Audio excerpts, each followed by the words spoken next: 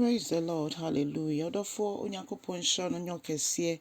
enne anopayin so. Onyame adom odede ache yenkwa enye ye modern bo ana ya hoodin bi ya adom. Bibia ya anya ho adwuma na nyame de adom yen. Yenkwa de ache ne sori ya sori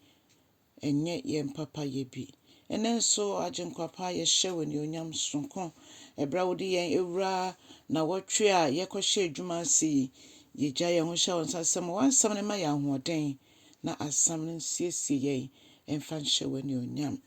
Yeda wase esraw se ma yenya ntiase nso wo mu ewo Yesu Kristo dim ne abompaye.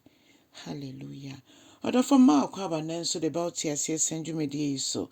na yafia kenkan se mefi Korinto forma etosumienu eti dumienu ntichemba kukosi do 2 Corinthians 12:1-10 na sa passage kasafa berime bia onyankopon pagya no de ne kosoro yewo meka se esoro ahodo yewo ne dikan brofo beka se first heaven yewo ne etosumienu second heaven and third heaven na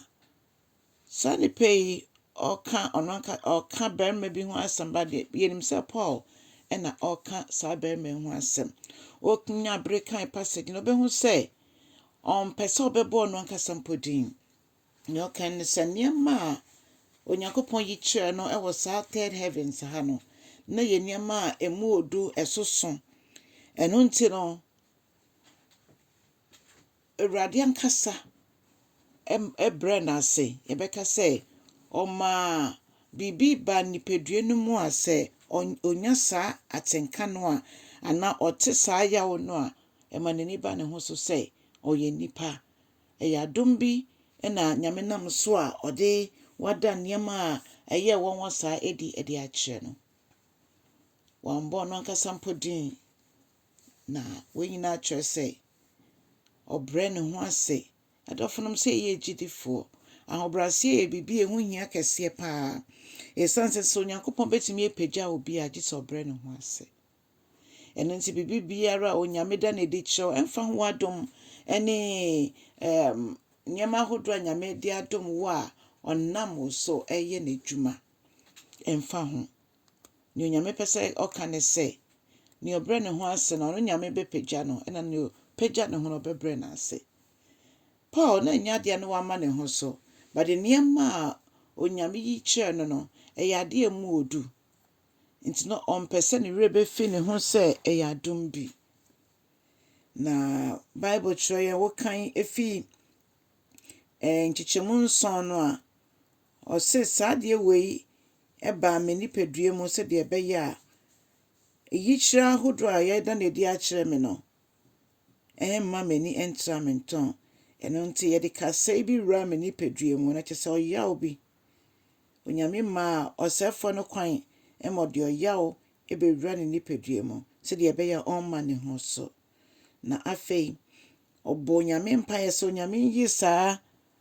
kasa ni fini nipadue mu na muaye onyankopon ede ma nese madom no edoso ma na mahoden ewie peye ewo mmrɛ mu hallelujah ase mahoden wie peye ewo mmrɛ mu enti adofonom adom na onyame de adom ye no ose yema eno no ye nso ono Awurade na hoden doso ema ye menim te bia wonne mu sabre don hri onyame nko na nim fidue bia ne mu nsem ne pedua bia ne ekoso mu okuni emu ye den se de na rampo a kosoa na twere asafo Awurade kosoa na twere no efisa hoden ne nyina efro no nchen ono no ye komafo ye kamafo ye twitwagefo ono ene de ye ho to no so a eyeyi enenti enadue yi se de okono etie bia no maso ebra asafo Awurade yenka nche Awurade se Awurade konya kwen ma yen Awurade kayen sem ma yen Awurade ni da so nyina ne o emna oye ya Awurade ewo mabrabo mu yare ya etete me